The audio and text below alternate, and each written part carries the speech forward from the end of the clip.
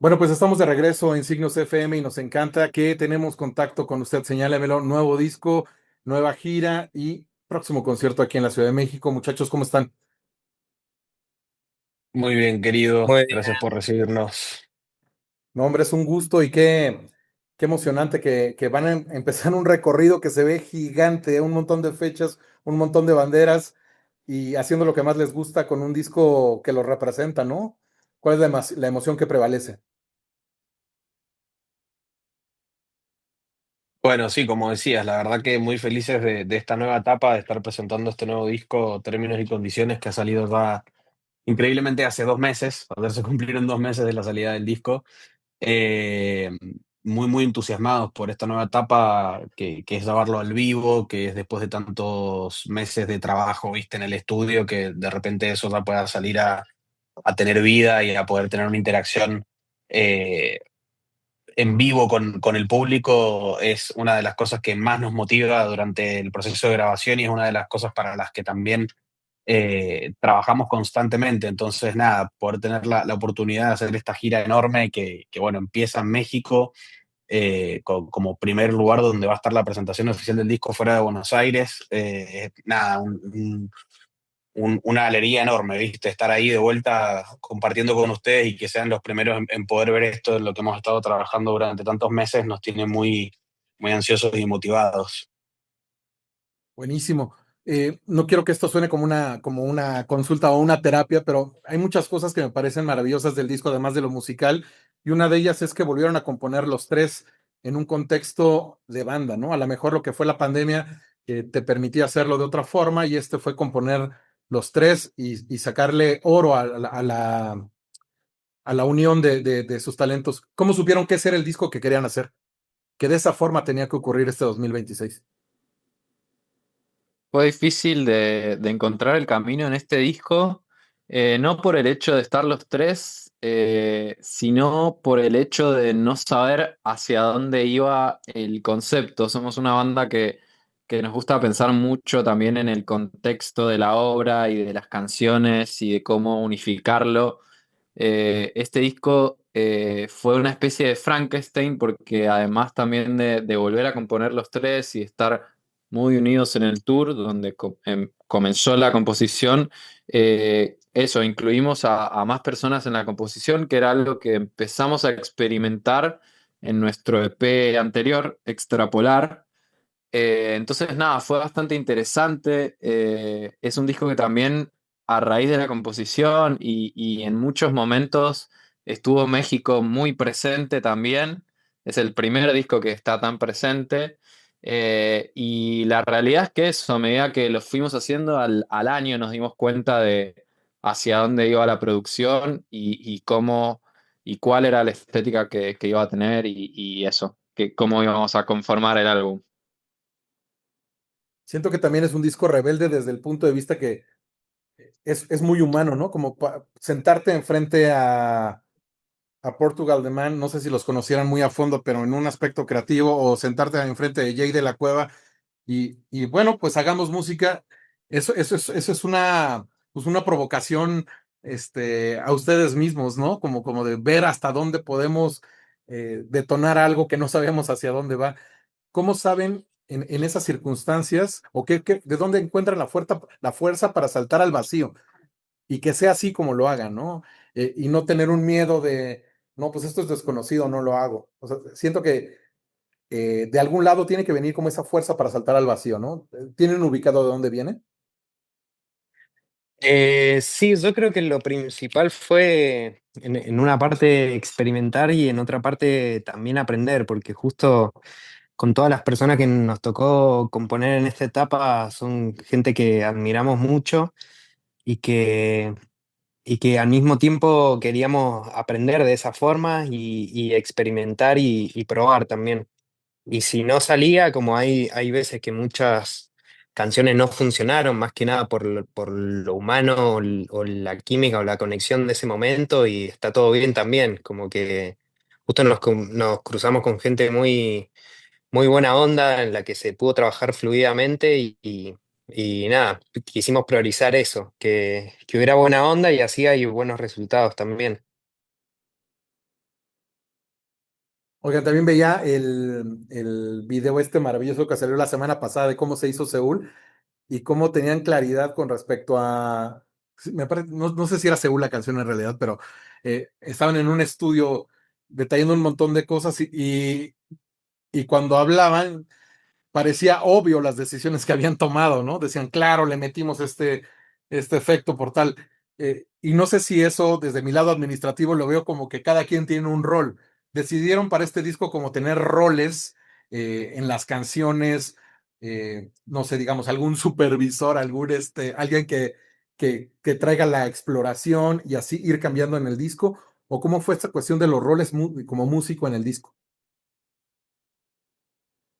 Yo creo que muchas veces el sentido que le damos a esto de hacer música entre nosotros tiene que ver con ese equilibrio que hay a la hora de hacer música y la confianza que hay en el otro y la admiración, viste, de cuando estás haciendo música y cuando estás ya después de tanto tiempo, durante tantos años, haciendo música, girando, se entiende quizás naturalmente en ciertos roles que para nosotros no están divididos, digamos, son cosas que naturalmente a uno por ahí le hace más ilusión o los motiva más estar pensando en cierta cosa de la grabación del disco en cierto momento o en ciertos aspectos que por ahí a otros no, y yo creo que eso es lo enriquecedor, ¿viste? Y lo que hace que sea como siempre lo que hacemos muy detallista, porque por ahí donde uno no pone el ojo en el detalle, lo está poniendo el otro y eso es lo que a uno también lo hace estar tranquilo de que estamos todos trabajando con un nivel de detalle donde cuando los tres estamos súper conformes y sentimos que lo que estamos haciendo nos representa de la misma manera, llegamos a ese resultado y por ahí a nosotros nos parecen cosas obvias, como decías, porque son cosas que ya nos conocemos entre nosotros y que cada uno ya también mientras va pasando el tiempo va sabiendo qué es lo que quiere. Entonces, creo que eso es algo que se ha ido construyendo disco a disco y que cada disco se ve más fino, ese laburo de detalle de cada momento, de cada parte. En este disco también tuvimos la posibilidad de trabajar con Luis La Madrid, que fue el productor que se sumó, y también hace un par de años aprendimos como a trabajar con una figura externa a nosotros que nos ayude también en ciertos momentos a no estar eh, nada, teniendo que lidiar con situaciones que por ahí ya después de tanto tiempo sabes que es mejor que alguien lo haga con una cabeza más fresca y desde afuera y que te ayude a vos estar más concentrado en lo que querés y no tanto en todo lo que conlleva hacer un disco. Buenísimo. También escuchándolo y escuchando esa charla que les mencionaba, mencionaron también a Rafa Arcaute, ¿no? Que a diferencia de Luis, a lo mejor es otro tipo de productor, ¿no? Para empezar, generacionalmente. Y cuando a lo mejor hablaban con ellos con respecto a qué tipo de disco querían ustedes hacer, ¿tienen algún disco de algún ídolo musical que usaran como referencia? Así como, no sé, queremos que esto sea el homework de Daft Punk o no sé, algo que a lo mejor el estar haciendo esta música les provocara esa misma sensación que cuando escucharon el de algún ídolo. Yo creo, o sea, no sé si los chicos tienen, o sea, algo por ahí para corregirme, soy bastante olvidadizo, pero en este proceso no sé si nos basamos tanto en un álbum en sí como referencia, sino como canciones sueltas. Ay, me estaban llamando, perdón, no sé si se cortó. ¿Se No, te cortó? escuchamos. Bueno, te Te Ah, escuchamos, escuchamos. bueno. Gonzalo. Se cortó. Bueno, igual opinen, porque yo la verdad que eso, siento que se me vienen canciones sueltas.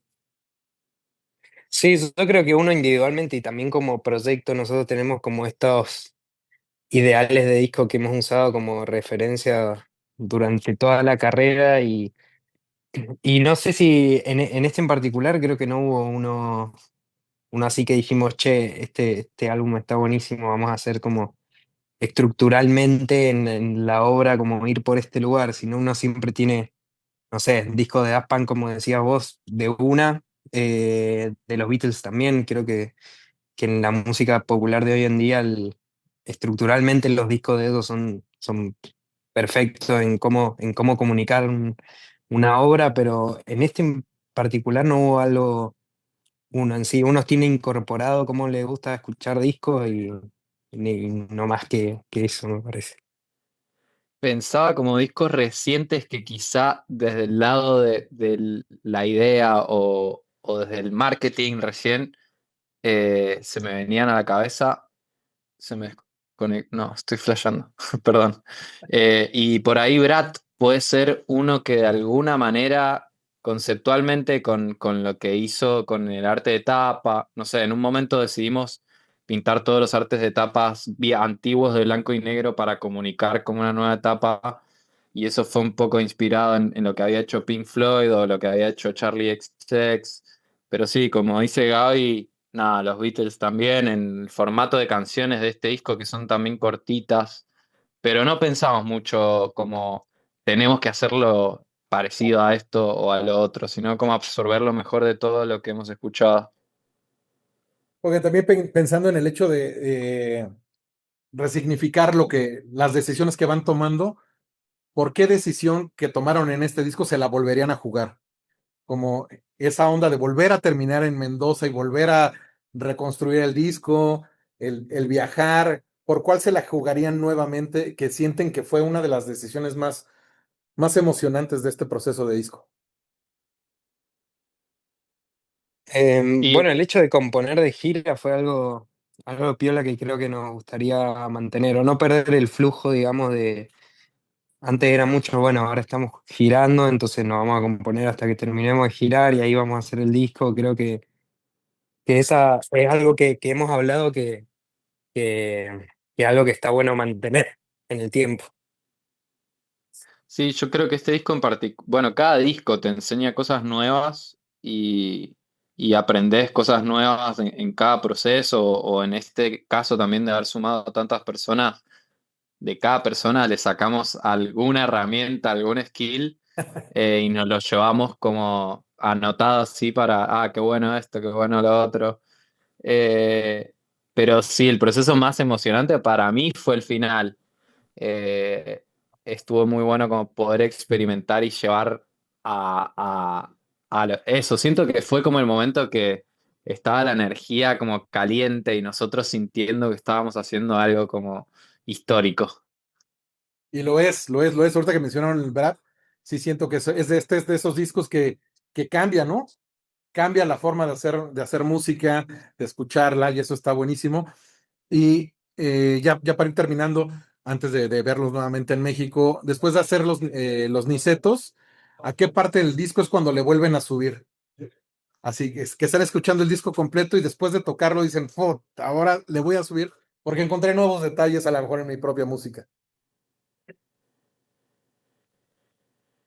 Yo honestamente no volví a escuchar el disco después de los Niceto, así que no, me parece que en el vivo, o sea, nos pasó con los Niceto que al tocar todo el disco entero por primera vez en vivo, ya lo veníamos ensodando, ya veníamos haciendo como, no es que no veníamos tocando las canciones, pero fue la primera vez que tuvimos la interacción con la gente y creo que eso nos hizo ver el disco, así como a la gente el vivo, el show en vivo le hace ver el disco de otra manera, a nosotros también nos pasó eso con el disco, que por ahí uno antes de que saliera tenía como una idea hecha de lo que podía llegar a generar en la gente y creo que cuando lo tocamos en vivo pasó un efecto muy lindo que fue como realmente cerrar lo que es el disco para nosotros interpretarlo en vivo y para la gente también verlo en vivo.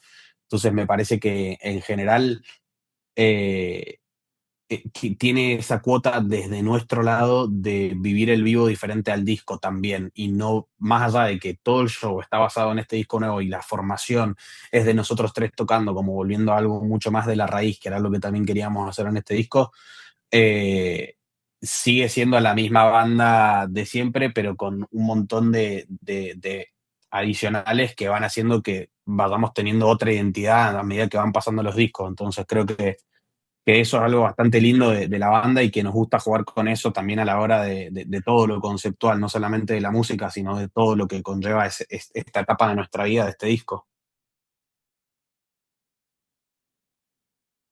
Buenísimo, muchachos. Pues en serio, ansiamos ya verlos por acá. Qué emocionante que la gira mundial arranque en México. Que ya tuvieron un buen detalle tocando. No puedo dejar, no, sí, no puedo dejar aquí en México en el Foro Sol. Es un parámetro ahí súper alto, ¿no? Bueno, el Foro Sol fue Sí. justamente un experimento de para ver si realmente podíamos tocar los tres. Si bien eso, a la hora de viajar decidimos no tocar las teclas con Coco porque obviamente nos iba a costar un poco eso de llevarlo a México, más de la infraestructura, fue una medida para tocar los tres y de alguna manera en el diálogo también ya estábamos como medio vestidos parecidos y lo pensamos bastante en ese aspecto. Y cada paso en México lo pensamos mucho porque realmente valoramos todo lo que nos ha dado, todo lo que nos enseña cada viaje, así que ojalá la próxima podamos hacer una charla extendida también ahí en Signos, que también nos ha encantado siempre cómo nos han tratado. No, pues les agradecemos muchísimo. Y sí, eso me resulta muy emocionante verlos a los tres con cada quien su propia nave espacial ahora para responder al show. Eso está buenísimo. Así que muchísimas gracias. Arranca en el lunar del Auditorio Nacional y les mandamos un gran abrazo. Nos vemos muy pronto en México. Gracias, amigo. Abrazo grande.